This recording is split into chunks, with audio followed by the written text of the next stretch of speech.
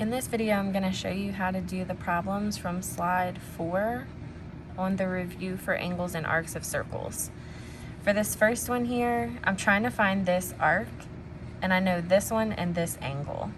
So if I'm trying to find an arc, I need to make sure that I know all of the other arcs so that I can subtract them from 360, because I know the entire circle is 360. So the first thing I need to do is use this angle to find the arc across from it. In order to do that, you will multiply the angle times 2 to get the arc. So you would say 59 times 2, which is 118. So this arc out here is 118. Now you know OMG.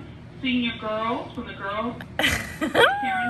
Now you will take 138 and 118 and add those two together. I knew that was going to happen. Add them. And you get 256. Okay, that's what these two arcs together would be. Now subtract that from 360 to get the one that you're missing. So 360 minus 256 is 104.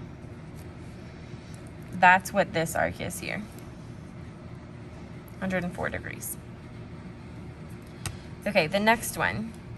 If you have pieces that are all outside, find the other part that you don't know that's outside.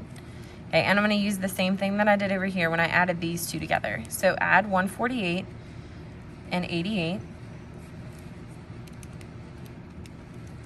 and get 236. Okay, subtract that from 360. 360 minus 236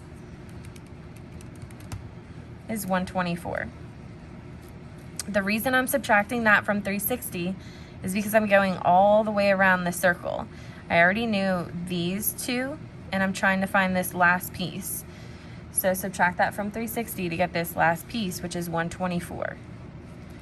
Now that you know what the arc is, you would do the arc divided by 2 to get the angle. So if I divide this by 2, that will give me this angle. 124 divided by 2 is 62. Over here, this one's a little bit different. It's only giving me one number, but because I have a diameter here, I know that I'm going to be working with half the circle at a time. So from here, this is point C. From here all the way around to A is 180 degrees, because that's half the circle. I know that because the diameter cuts the circle in half. So subtract 180 minus 116 to figure out the rest of that half of the circle.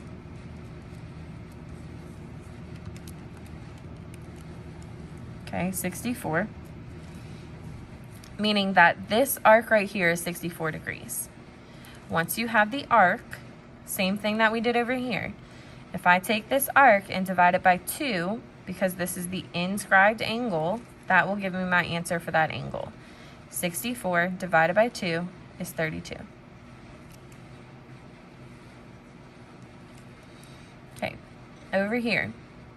Almost the same as this, but I have one extra step ahead of time. Don't let all these lines confuse you though. So if you only have one thing here, and that's an angle because it's on the inside, okay, multiply that by 2 to get an arc, and then see if you can do anything else. So 49 times 2